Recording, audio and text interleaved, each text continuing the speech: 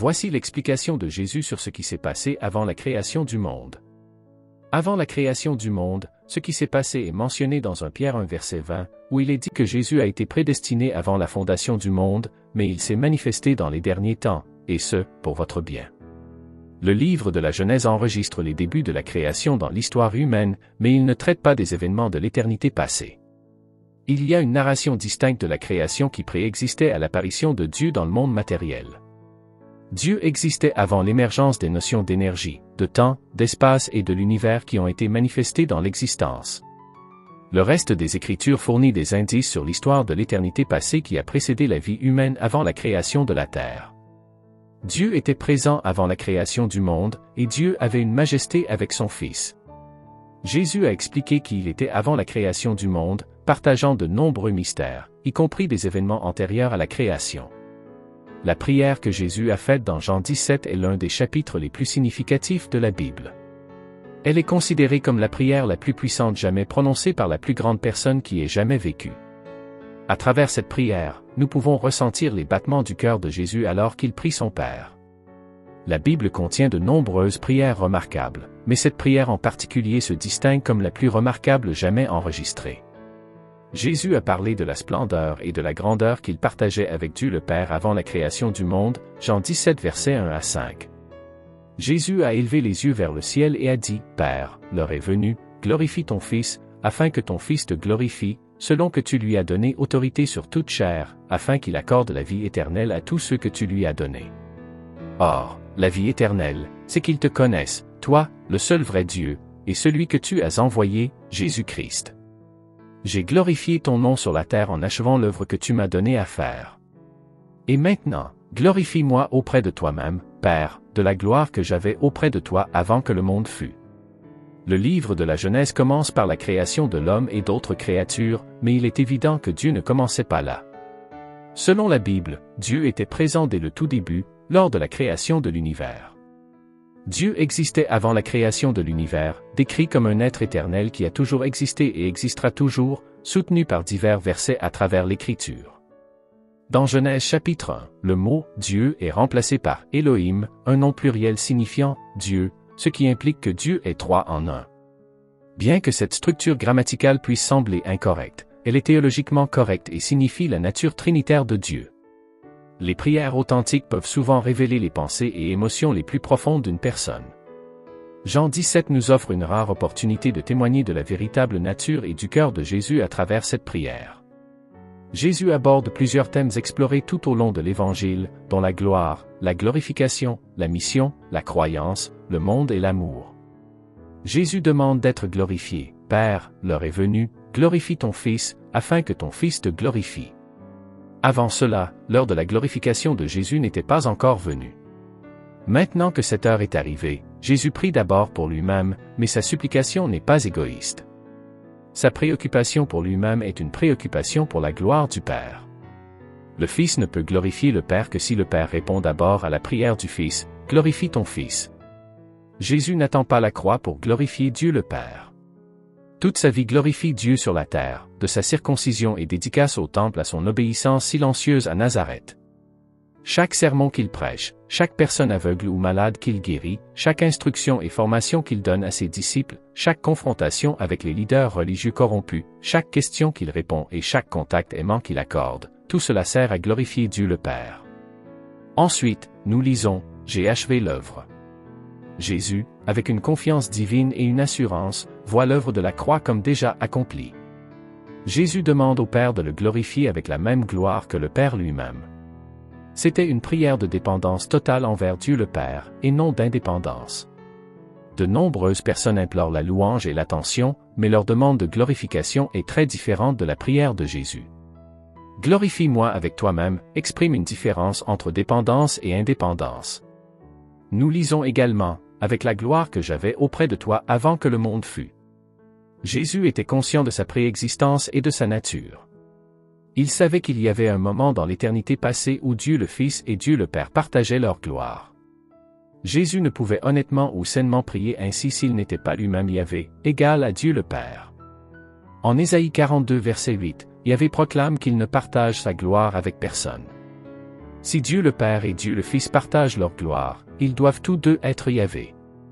Un commentateur biblique a noté qu'il avait une principale requête, que le Père le reçoive de nouveau dans la gloire qu'il avait abandonnée pour accomplir sa mission. Cette requête pour un retour à sa gloire originelle implique de manière indubitable sa préexistence et son égalité avec le Père, confirmant sa déclaration selon laquelle lui et le Père sont un, Jean 10 verset 30. L'évangile de Jean met l'accent sur la gloire de Jésus tout au long de son récit. Jean prend soin de noter les nombreuses façons dont Jésus fait référence à sa propre gloire dans cette prière. Les événements menant à la crucifixion ont commencé par la trahison. La phrase « Maintenant le Fils de l'homme est glorifié » se réfère à la raison pour laquelle Jésus est venu dans le monde, il mourrait puis serait ressuscité des morts comme expiation substitutive. Le Fils glorifierait le Père, et le Père glorifierait le Fils, promouvant ainsi la gloire mutuelle, mettant en lumière la grandeur de Dieu, ce à quoi les chrétiens sont appelés à contribuer dans tout ce qu'ils pensent, disent et font. Jésus ne prie pas seulement pour lui-même, il prie aussi pour nous. Dans Jean 17 verset 4, Jésus dit, « Père, je désire que ceux que tu m'as donnés soient avec moi là où je suis, pour qu'ils voient ma gloire que tu m'as donnée, parce que tu m'as aimé avant la fondation du monde. » Tout ce que nous sommes ou devenons dans notre vie spirituelle, nous le devons au Sauveur qui s'est donné pour nous, qui a prié pour nous afin que nous soyons unis à lui, et qui nous a donné un si beau modèle à suivre dans nos propres vies de prière. Finalement, nous retrouvons Jésus et sa gloire dans le livre de l'Apocalypse. Dans ce livre, Jean documente ce qu'il a vu. Il voit un Jésus puissant qui ne ressemble à aucun homme ordinaire, Apocalypse 1 verset 12 à 13. Jean décrit une voix puissante, celle de l'Alpha et de l'Oméga, le premier et le dernier, qui se tient au commencement et à la fin de tout. Jésus s'identifie à ces noms, confirmant ainsi sa divinité. Son apparence est décrite avec des éléments symboliques, rappelant la dignité d'un grand prêtre et soulignant son immense grandeur. Ses yeux, semblables à une flamme de feu, et d'autres caractéristiques angéliques, ne le diminuent pas au niveau des anges, mais mettent plutôt en évidence sa grandeur exceptionnelle. Jean continue dans l'Apocalypse 1 verset 16 à 17. Dans sa main droite, il tenait cette étoile, et de sa bouche sortait une épée aiguë à 2 tranchants, et son visage était comme le soleil brillant de toute sa force. Quand je le vis, je tombai à ses pieds comme mort, et il posa sa main droite sur moi en disant, « N'aie pas peur. Je suis le premier et le dernier. » Même si Jean était un apôtre qui avait connu Jésus sur terre, il était submergé de stupéfaction après avoir vu cette vision incroyable. Les 3 années que Jean a passées sur terre avec Jésus ne l'ont pas préparé adéquatement au moment où Jésus lui est apparu dans sa majesté céleste. À ce moment-là, Jean a réalisé le pouvoir divin et la majesté que Jésus avait abandonné en vivant sur terre, Philippiens 2 verset 7, vidant lui-même en prenant la forme d'un serviteur et naissant à la ressemblance des hommes. Révélation 1 verset 8 dit, « Je suis le vivant. J'étais mort, et voici, je suis vivant au siècle des siècles. Je tiens les clés de la mort et du séjour des morts. » Jésus est celui qui vit et qui était mort, et il est vivant au siècle des siècles. Il possède des références de résurrection et vie pour ne jamais mourir à nouveau. La victoire que Jésus a remportée sur le péché et la mort était éternelle. Il ne ressuscita pas simplement pour mourir à nouveau. Jésus est le seul qui possède les clés du séjour des morts et de la mort. Certains pensent que le diable a l'autorité ou le pouvoir de décider qui vit et qui meurt, mais ils se trompent. Seul Jésus possède les clés du séjour des morts et de la mort. À l'origine, la révélation était connue en grec ancien sous le nom des Apocalypse, un mot signifiant révélation et dévoilement. Le livre de l'Apocalypse est la révélation de Jésus-Christ dans le sens où il lui appartient. C'est lui qui fait la révélation. Il est la personne dont le livre nous parle. Pourquoi avons-nous besoin d'une révélation de Jésus? Nous lisons qu'il a reçu de Dieu pour montrer à ses serviteurs. C'est une raison significative pour laquelle Dieu a choisi de révéler ces informations sur Jésus-Christ à l'humanité, il l'a fait pour montrer à ses serviteurs. Dieu a révélé ces informations afin qu'elles soient partagées avec d'autres et ne soient pas gardées secrètes. C'est une apocalypse, une révélation, pas de l'apocryphe, quelque chose de caché. La création des fils de Dieu fascine de nombreux lecteurs de la Bible. L'identité mystérieuse des fils de Dieu et des Néphilim est captivante. Dans Genèse 6 versets 1 à 4, il est dit que les fils de Dieu ont vu que les filles des hommes étaient belles et ont pris des femmes pour eux-mêmes. Cela a été considéré comme impie à une époque de croissance rapide de la population, principalement en raison de longues vies dans le monde pré-déluge. En Job, un homme riche nommé Job vit dans la terre d'Uz avec sa famille élargie et de vastes troupeaux. Job est réputé être irréprochable et droit, cherchant toujours à mener une vie morale. Cependant, il perd toutes ses possessions et souffre beaucoup, ce qui le rend amer, anxieux et craintif. Job souhaite confronter Dieu et protester, et finalement, Dieu intervient dans la situation. Dans Job 38 versets 4 à 7, Dieu parle à Job et lui demande où il était lorsqu'il posait les fondations de la terre. Il rappelle à Job qu'il y a beaucoup de choses qu'il ne sait pas. Les étoiles du matin et les fils de Dieu ont chanté ensemble et ont crié de joie lors de la création de la terre. Cette déclaration vise à souligner que Job n'était pas présent lorsque Dieu créa les fondements de la terre, et que la puissance, la sagesse et la force de Dieu surpassent de loin les capacités de Job. Ces questions servent également à rappeler à Job qu'il y avait beaucoup de choses qu'il ne savait pas. En révélant que les êtres angéliques, appelés étoiles du matin et fils de Dieu, ont assisté à la création de la terre et ont célébré la gloire, la puissance et la sagesse de Dieu dans le processus, le texte souligne la grandeur de Dieu. La terre en ces jours-là et aussi après, lorsque les fils de Dieu vinrent vers les filles des hommes et qu'elles leur donnèrent des enfants, ceux-ci furent les hommes puissants, les héros de jadis, des hommes de renom. Mais qui étaient ces fils de Dieu? Le judaïsme pré-chrétien et l'Église primitive soutenaient que les fils de Dieu étaient des êtres spirituels ou des anges qui prirent des épouses humaines et engendrèrent des géants connus sous le nom de Néphilim. Les trois principales perspectives sur l'identité des fils de Dieu sont les suivantes. Premièrement, ce sont des anges déchus. Deuxièmement, ce sont des dirigeants humains puissants. Ou troisièmement, ce sont des descendants pieux de Seth s'unissant avec des descendants impies de Caïn. La croyance traditionnelle est que les fils de Dieu étaient des êtres surnaturels qui eurent des enfants avec des femmes humaines, donnant ainsi naissance aux Néphilim. Voici les raisons qui soutiennent cette vision. Le fait que l'expression « fils de Dieu » se réfère toujours aux anges dans l'Ancien Testament le confirme, Job 1 verset 6, Job 2 verset 1, Job 38 verset 7. Les fils de Dieu, dans ces trois cas, sont des êtres angéliques, y compris Satan. Les phrases utilisées dans Job suggèrent que Genèse 6 fait référence à des esprits angéliques. Genèse 6 versets 1 à 2 contraste les fils de Dieu avec l'homme, impliquant ainsi qu'il s'agit d'êtres non humains. Le contexte implique que les Néphilim étaient le résultat de l'union entre des êtres spirituels et des humains. Les Néphilim, ou les déchus, sont des personnalités mystérieuses et puissantes mentionnées en Genèse 6 verset 4. Qui étaient ces fils de Dieu? Selon la vision traditionnelle, il s'agit d'anges déchus qui ont eu des enfants avec des femmes humaines, donnant naissance aux Néphilim. Bien que cela puisse sembler inhabituel de nos jours, nous devons nous rappeler que la Bible regorge d'événements extraordinaires. La vérité est souvent plus étrange que la fiction, et le monde créé par Dieu est bien au-delà de notre compréhension limitée. Jude 6 évoque des anges ayant abandonné leur place légitime d'autorité et de résidence. On pense que ce verset fait référence aux anges qui ont quitté le ciel pour venir sur terre, comme mentionné en Genèse chapitre 6.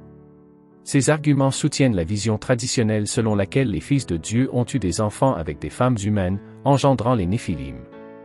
Bien que cela puisse sembler étrange à nos oreilles modernes, la même chose pourrait être dite pour toute la Bible. La vérité est parfois plus étrange que la fiction, et le monde que Dieu a créé est loin de ce que nous croyons communément. Les fils de Dieu virent les filles des hommes. Il est plus exact de voir les fils de Dieu comme des démons, des anges en rébellion contre Dieu ou des hommes possédés par des démons, et les filles des hommes comme des femmes humaines. Jude 6 explique également ce que Dieu fit avec ces anges maléfiques.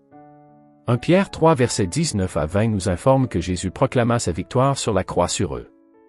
Dans cette proclamation, Jésus alla prêcher aux esprits maintenant en prison, qui furent autrefois désobéissants, lorsque la grande patience de Dieu attendait au temps de Noé, pendant la construction de l'arche. Dans celle-ci, quelques personnes, c'est-à-dire 8 personnes de la famille de Noé, furent sauvées à travers l'eau. Les anges déchus sont rarement mentionnés dans la Bible, car la grande majorité des anges au ciel n'ont jamais chuté de la grâce et ne sont pas passés du côté obscur. Certains, cependant, ont choisi de le faire. Les anges déchus n'ont pas gardé leur commencement, ce qui signifie qu'ils n'ont pas suivi la voie pour laquelle ils ont été créés. Comme les humains, ils ont été créés pour être au ciel avec Dieu, le louant et faisant sa volonté. Les arguments et les références bibliques appuient la vision traditionnelle selon laquelle les fils de Dieu se sont unis à des femmes humaines et ont donné naissance aux Néphilim. Bien que cela puisse sembler étrange à nos oreilles modernes, la vérité est parfois plus étrange que la fiction, et le monde que Dieu a créé dépasse de loin notre compréhension limitée. Néanmoins, ces anges ont quitté leur lieu d'origine ou leur point de départ au ciel. Ils ont choisi de rejeter le plan de Dieu pour leur vie en exerçant leur libre arbitre. Selon la Bible, ces anges sont des anges déchus parce qu'ils ont quitté le ciel. Que leur arrive-t-il ensuite, selon la Bible? 2 Pierre 2 verset 4 déclare, « Car, si Dieu n'a pas épargné les anges qui ont péché, mais les a jetés dans l'enfer et les a remis aux abîmes de ténèbres, où ils sont réservés pour le jugement. » Le chef de ces anges est Satan, qui se transforme en ange de lumière. Le diable a conspiré contre Dieu, son Créateur, et lui ainsi que les anges qui l'ont suivi ont perdu la bataille. Que se passe-t-il après que les anges déchus quittent le ciel, selon Matthieu 25 verset 41? Alors il dira à ceux qui seront à sa gauche, « Retirez-vous de moi, maudits, allez dans le feu éternel, préparé pour le diable et pour ses anges. » En d'autres termes, l'enfer n'a jamais été destiné à une seule personne, bien que Judas et d'autres y finiront certainement. À la fin, Satan et les anges déchus étaient les destinataires prévus de l'enfer. L'enfer a été créé au ciel comme punition finale pour les leaders de la grande rébellion. Cependant, le Seigneur permet également à d'autres nations qu'il juge d'y aller en raison du choix, du libre arbitre et de la responsabilité donnée par Dieu à l'homme de choisir sa destination éternelle, que ce soit le ciel ou l'enfer. Et c'est en enfer que Satan et les anges déchus, le tiers de ceux qui ont participé à la rébellion avec lui, iront à la fin de toutes choses. Dieu exercera sa colère sur ceux qui se sont rebellés contre lui, et Satan ainsi que les anges déchus n'échapperont pas indemnes. Nous avons vu ici que les anges déchus existent, bien que le concept de chute de la grâce soit difficile à comprendre pour certains d'entre nous. Nous aimerions croire que les anges ne peuvent pas tomber, mais l'histoire biblique prouve le contraire. Les anges déchus sont connus comme un tiers de la multitude angélique qui a suivi Satan dans la grande rébellion et a tenté de renverser Dieu, son trône et son règne pour prendre le contrôle du ciel. Nous savons également que la tentative a été un échec colossal et que Satan ainsi que ses anges rebelles ont été chassés du ciel. Certains anges déchus qui sont maintenant en enfer et d'autres qui sont sur terre suivent des chemins différents. Selon Genèse 6, les anges déchus s'unissent avec des humains et engendrent des enfants géants par des femmes humaines. Comme on peut le voir, Satan est bien plus qu'une figure rouge avec des cornes et une fourche. C'est un être ancien avec un pouvoir spirituel réel qu'il utilise à des fins mauvaises et égoïstes. Il est particulièrement hostile aux chrétiens et cherche leur anéantissement. Voici 3 vérités cruciales à garder à l'esprit alors que nous naviguons dans cette réalité spirituelle. Il est une grave erreur de considérer Dieu et le diable comme des opposés polarisés. Cela donne à Satan beaucoup plus de crédit qu'il ne mérite. La disparité de puissance entre Dieu et Satan est celle d'un créateur infini dans son œuvre, quelle que soit l'ingéniosité, la ruse ou la puissance que Satan acquiert dans sa rébellion contre Dieu, il ne pourra jamais égaler la puissance de celui qui l'a créé. En d'autres termes, aucun être angélique, qu'il soit déchu ou juste, ne peut rivaliser avec la puissance et la grandeur de Jésus. Cependant, sous-estimer le pouvoir de Satan est une erreur tout aussi dangereuse. Il n'est pas plus fort que Dieu, mais il est plus fort que vous. Pendant des millénaires, Satan a concocté des complots sombres et maléfiques. C'est un menteur habile et manipulateur doté d'un pouvoir inégalé par tout être humain mortel. Mais bien que nous devions nous méfier de Satan, nous n'avons pas besoin de le craindre. Nous ne connaissons même pas son vrai nom, ce qui, je crois, est intentionnel. C'est un indice subtil qu'il n'est même pas une menace assez grande pour que Dieu le mentionne.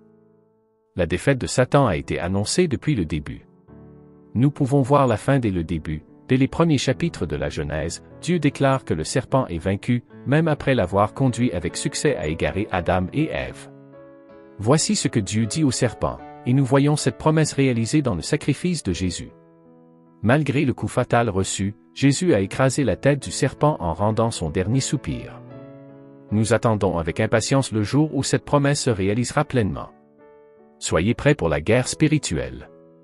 Beaucoup d'entre nous, élevés à l'époque moderne, sont fréquemment aveuglés aux réalités spirituelles et aux forces invisibles à l'œuvre. Apprenez à les connaître à partir des livres, discutez-en, mais peu d'entre nous y participent réellement. En le faisant, nous pouvons nous exposer à des attaques spirituelles. La manière la plus rapide de perdre une bataille est de ne pas être conscient que vous y participez. La puissance de Jésus va bien au-delà des mots sur une page et de l'espoir pour après notre mort. Des batailles spirituelles font rage chaque jour autour de nous. Si nous voulons être des guerriers spirituels efficaces, nous devons nous appuyer sur la prière, accorder nos cœurs à la présence très réelle de Dieu et cultiver le discernement tout en cherchant à faire la volonté de notre Père. Notre adversaire est redoutable, mais notre Dieu l'est encore plus. Une guerre spirituelle fait rage en ce moment même et affecte tout le monde sur la planète. C'est un affrontement entre deux royaumes, l'un dirigé par le Dieu Tout-Puissant, le Prince de la paix, tandis que l'autre est dirigé par Satan, le Prince des ténèbres. Un monde spirituel nous entoure, bien plus peuplé, puissant et ingénieux que les anges. Dans notre monde visible d'êtres humains, des esprits, tant bons que mauvais, cheminent à travers notre milieu.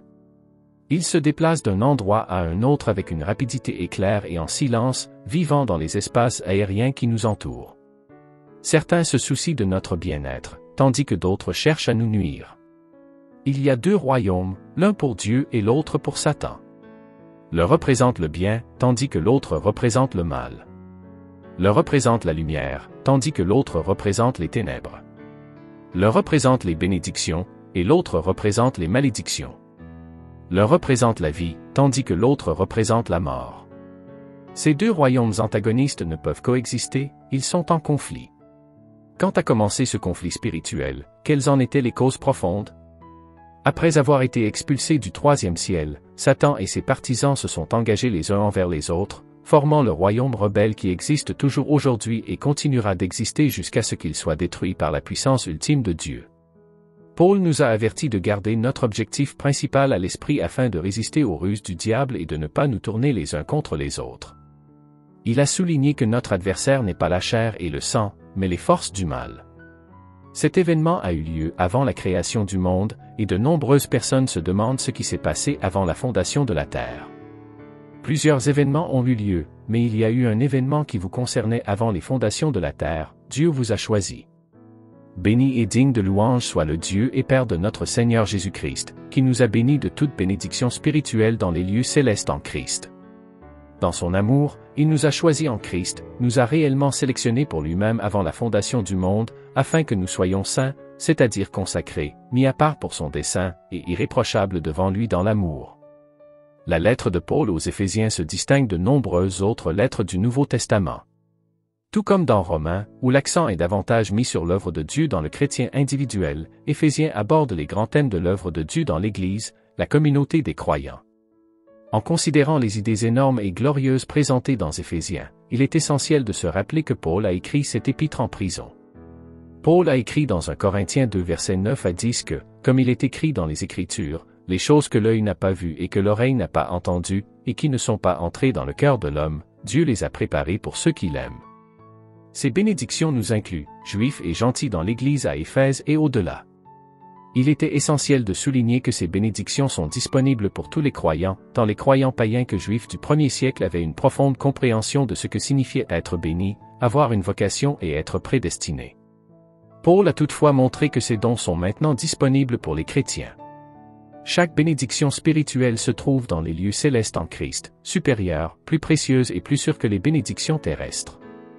Un prédicateur célèbre a noté qu'un cœur nouveau est meilleur qu'un nouveau manteau. Se nourrir de Christ est meilleur que d'avoir la meilleure nourriture terrestre. Être héritier de Dieu est meilleur qu'être l'héritier du plus grand noble, et avoir Dieu comme notre portion est infiniment plus béni que posséder de vastes domaines. Dieu nous a bénis de bénédictions spirituelles, les plus rares, les plus riches et les plus durables de toutes les bénédictions. Si vous ne pouvez pas reconnaître les bienfaits que procurent les bénédictions spirituelles, alors nous sommes réduits au statut d'animaux. Les animaux vivent uniquement pour manger, dormir, s'amuser et procréer, même si nous avons été créés à l'image de Dieu et que Dieu a quelque chose de bien meilleur en réserve pour nous. Beaucoup de gens préfèrent vivre au même niveau que les animaux, mais Dieu veut que nous connaissions chaque bénédiction spirituelle dans les lieux célestes en Christ. Notre possession de chaque bénédiction spirituelle est aussi certaine que notre choix par Dieu et notre choix avant la fondation du monde. Ce que Paul dit dans ce passage est trop essentiel pour le minimiser. Dieu choisit les croyants. Ce mot signifie choisir, sélectionner, et son utilisation implique généralement de choisir une chose parmi beaucoup. Ce mot est utilisé lorsque Jésus choisit ses disciples, les appelant à faire partie de son cercle intérieur de disciples, Luc 6 verset 13. Quand le jour est venu, il appela ses disciples et en choisit 12, auxquels il donna aussi le nom d'apôtres, messagers spéciaux et représentants personnellement choisis. Cependant, son utilisation principale dans le Nouveau Testament fait référence à l'élection des croyants par Dieu en Christ pour le salut. Nous sommes appelés à sortir du monde pour appartenir à Christ, Jean 15 verset 16. Ce n'est pas vous qui m'avez choisi, mais c'est moi qui vous ai choisi, et je vous ai établi, afin que vous alliez, que vous portiez du fruit, et que votre fruit demeure, afin que ce que vous demanderez au Père en mon nom, il vous le donne. Afin d'éviter toute propension à être découragé et à abandonner, Jésus leur rappelle qu'il les a choisis. Cela peut signifier qu'il les a choisis pour le discipulat ou pour porter des fruits. Il a mis à part les disciples pour la mission à venir, pour qu'ils aillent et portent du fruit. Le fruit peut signifier les grâces de la vie chrétienne, telles que l'amour et la paix. Cela peut également indiquer le salut des âmes. Pour le Seigneur Jésus-Christ, ces deux choses sont connectées de manière significative. On ne peut pas produire le second type de fruit tant que l'on n'a pas réussi à manifester le premier type de fruit. Les raisons du choix de Dieu ne sont ni volage ni le résultat d'un processus aléatoire, bien qu'elles soient au-delà de notre compréhension. Nous sommes certains qu'elles sont, de toutes les manières, sages et bonnes, mais les raisons sont en lui, pas en nous. Son choix est selon le bon plaisir de sa volonté. Un commentateur biblique populaire a noté, « Nous sommes choisis en lui ». Si nous sommes choisis en Christ, c'est en dehors de nous-mêmes, ce n'est pas en raison de notre mérite, mais parce que notre Père Céleste nous a greffés, par la bénédiction de l'adoption, dans le corps de Christ. En bref, le nom de Christ exclut tout mérite dans tout ce que les hommes ont d'eux-mêmes. Nous avons été sélectionnés non seulement pour le salut, mais aussi pour la sainteté, Éphésiens 1 versets 5 à 6. Il nous a prédestinés et a soigneusement planifié que nous soyons adoptés comme ses propres enfants par Jésus-Christ, selon la bienveillance et le bon plaisir de sa volonté, à la louange de sa grâce glorieuse et de la faveur qu'il nous a si librement accordée en son bien-aimé, son Fils Jésus-Christ. Les termes « saint » et « sans reproche » sont une métaphore tirée des sacrifices parfaits et immaculés que la loi exigeait du peuple pour les amener à l'autel de Dieu. Nous lisons « nous a prédestinés à être adoptés pour lui-même, selon le dessein bienveillant de sa volonté ». C'est le plan que le Père a pour ceux qu'il a choisis, et c'est pour qu'ils soient adoptés. Non seulement nous serons sauvés et subirons une transformation personnelle dans le cadre du plan en cours de Dieu pour nous, mais nous développerons également une relation étroite et assurée avec le Père. Selon la loi romaine, une fois l'adoption complète, elle était complète. La personne adoptée obtenait tous les droits d'un fils légitime dans sa nouvelle famille, mais perdait tous ses droits dans sa famille précédente. Après l'achèvement de l'adoption, il était considéré comme une personne totalement différente par le système juridique, car il recommençait avec la nouvelle famille. Toutes les dettes et obligations associées à sa famille précédente étaient annulées comme si elles n'avaient jamais été contractées. Nous lisons, à la louange de la gloire de sa grâce par laquelle il nous a rendus agréables à son bien-aimé. L'aspect relationnel est à nouveau souligné alors que Paul décrit le statut d'acceptation accordé à chaque croyant en raison de la grâce de Dieu. L'acceptation du Père envers Jésus était totale. L'ensemble de ce qu'il était, de ce qu'il disait et de ce qu'il accomplissait était louable aux yeux de Dieu le Père, et à ce stade, nous sommes acceptés en son bien-aimé, Éphésiens 1 versets 7 à 8. En lui nous avons la rédemption, c'est-à-dire notre délivrance et notre salut par son sang qui a payé la peine de notre péché et a résulté en le pardon et la grâce complète de notre péché, selon la richesse de sa grâce qu'il nous a prodiguée en toute sagesse et intelligence pratique. Nous avons la rédemption en lui et en personne d'autre. Nous ne pouvons trouver la rédemption nulle part ailleurs qu'en Jésus et dans le sang qu'il a versé sur la croix. Observez, ce n'est pas la rédemption par sa puissance, mais par son sang. Ce n'est pas la rédemption par son amour, mais par son sang. Le mot grec « apolutrosin », d'où nous obtenons le mot « rédemption », implique l'acte de libération complète. Dans Éphésiens 2, nous comprenons que nous avons besoin de la rédemption parce que nous étions morts dans nos transgressions et nos péchés, Éphésiens 2 verset 1. Et vous, qui étiez morts dans vos offenses et dans l'incirconcision de votre chair, il vous a rendus à la vie avec lui. Nous avions de la vie dans nos corps, mais nous étions esclaves du péché, du diable et de notre nature pécheresse, dans lesquels vous marchiez autrefois, suivant le train de ce monde, selon le prince de la puissance de l'air, de l'esprit qui agit maintenant dans les fils de la rébellion. Nous étions esclaves du péché, du diable et de notre nature pécheresse Éphésiens 2 versets 2 à 3. De ce monde influencé par cette ère actuelle selon le prince de la puissance de l'air, Satan, l'esprit qui agit maintenant chez les désobéissants, les incroyants qui luttent contre les desseins de Dieu. Parmi ces incroyants, nous avons tous autrefois vécu dans les passions de notre chair, notre comportement étant gouverné par le moi pécheur, satisfaisant les désirs de la nature humaine sans l'Esprit Saint et les impulsions de l'esprit pécheur. Nous étions, par nature, des enfants sous la sentence de la colère de Dieu, tout comme le reste de l'humanité. Nous méritions la vengeance de Dieu, nous devions une dette que nous ne pourrions jamais rembourser par nos propres moyens. Nous étions ennemis de Dieu, comme l'explique Paul ailleurs dans Romains 5 verset 10, car si, lorsque nous étions ennemis, nous avons été réconciliés avec Dieu par la mort de son Fils, à plus forte raison, étant réconciliés, serons-nous sauvés par sa vie. Mais en Christ, nous avons la rédemption. Il est mort sur la croix pour nous libérer, par la grâce de Dieu, à travers notre foi en Jésus-Christ. Nous sommes libérés de l'esclavage du péché et de la colère et du jugement de Dieu.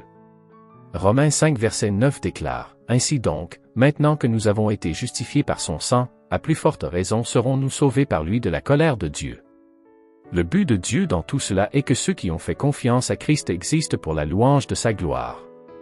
Le but ultime du plan de Dieu est de lui apporter gloire, Éphésiens 1 verset 9 à 12.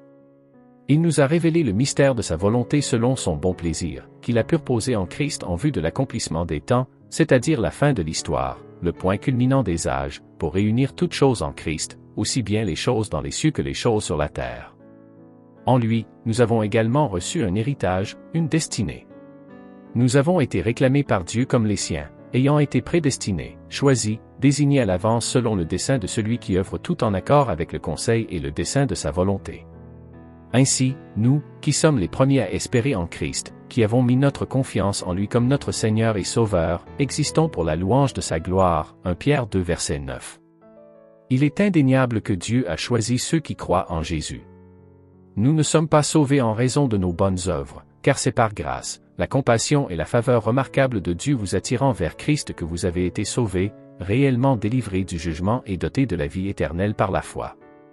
Et ce salut ne vient pas de vous-même, non par vos propres efforts, mais c'est le don gracieux et non mérité de Dieu, non le résultat de vos œuvres ni de vos tentatives de respecter la loi, afin que personne ne puisse se vanter ou prendre crédit d'aucune manière pour son salut, Éphésiens 2 versets 8 à 9. Nous sommes tous des pécheurs qui ne parviennent pas à atteindre la gloire de Dieu, Romains 3 verset 23. Sans Jésus, tous méritent la mort, Romains 6 verset 23. Mais en Jésus, nous pouvons avoir la vie. Ce n'est pas à cause de qui nous sommes que Dieu nous choisit, mais à cause de qui il est. Dieu nous a également choisis afin qu'il puisse participer à son œuvre dans le monde, Éphésiens 2 verset 10.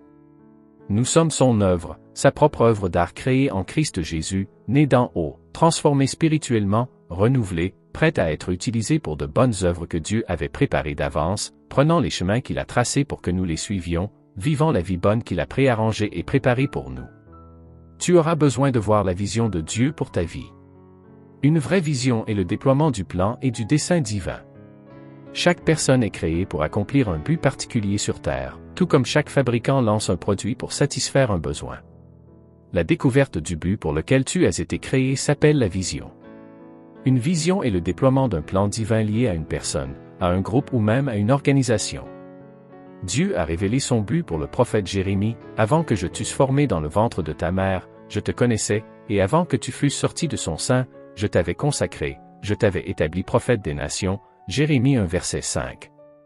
Dieu avait un but pour l'apôtre Paul, mais, lorsqu'il plut à celui qui m'avait mis à part dès le sein de ma mère, et qui m'a appelé par sa grâce, de révéler en moi son Fils, afin que je l'annonçasse parmi les gentils.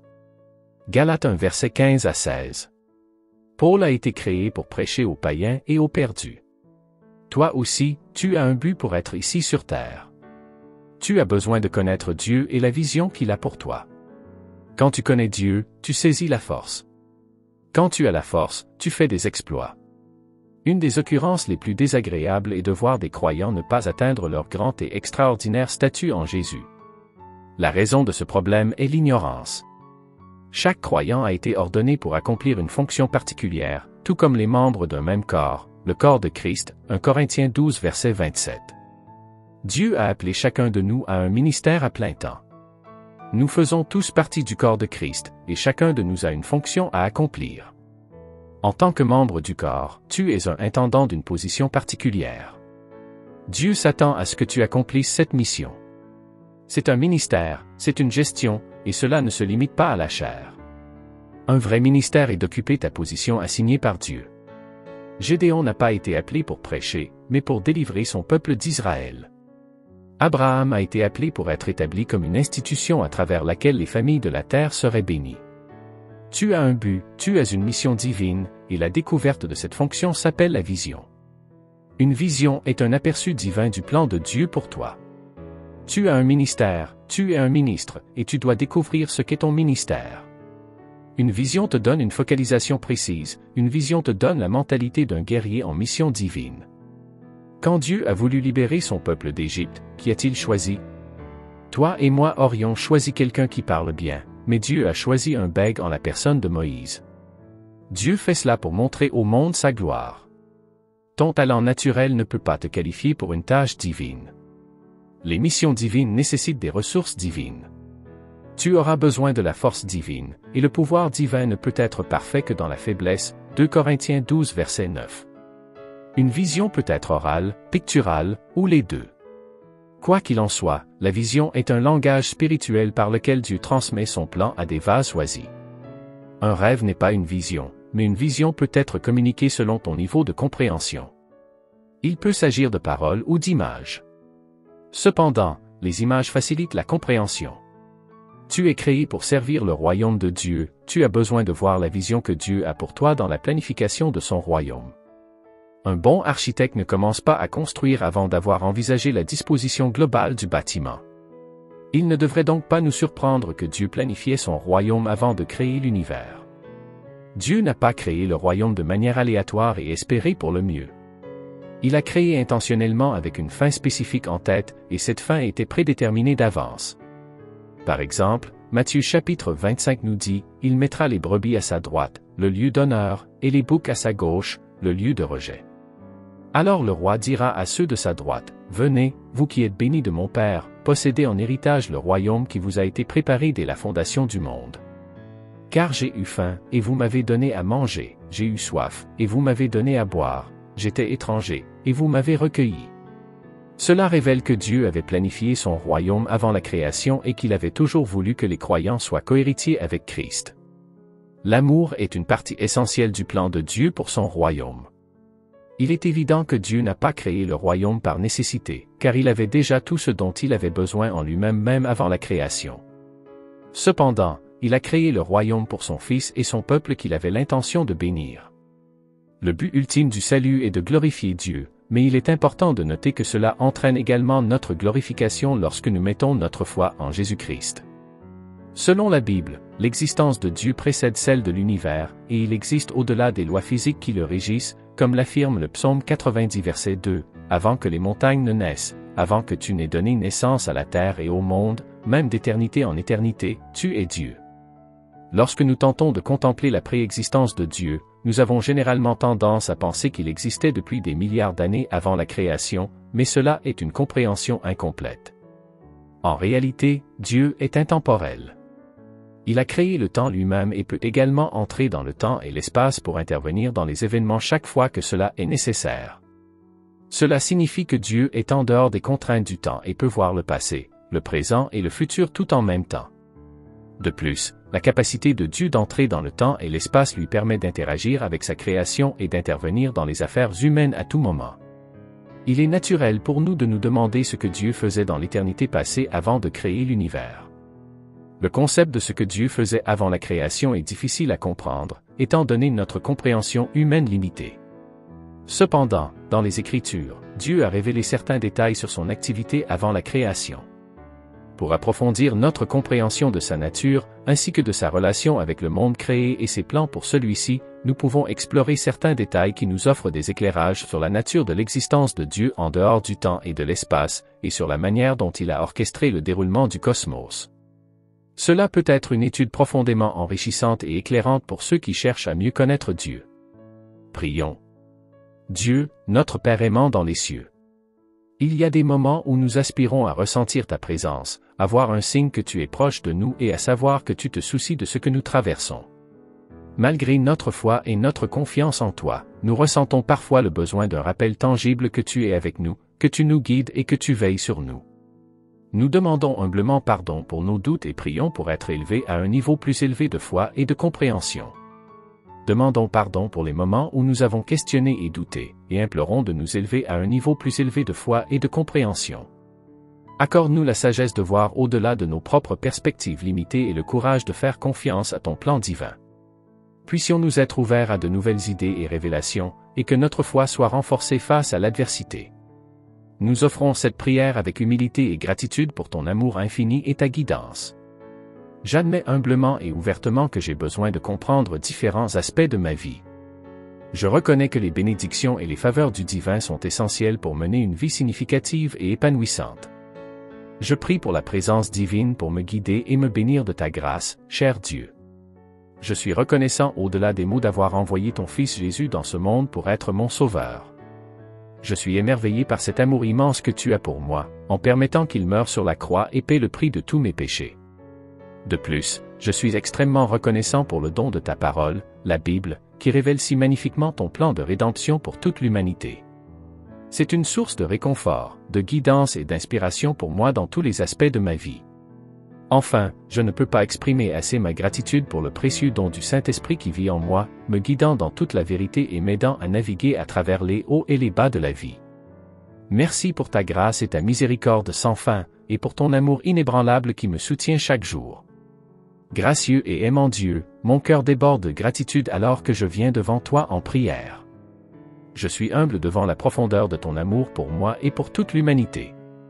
Tu as envoyé ton Fils bien-aimé Jésus-Christ pour payer le prix ultime de mes péchés afin que je puisse avoir la vie éternelle avec toi.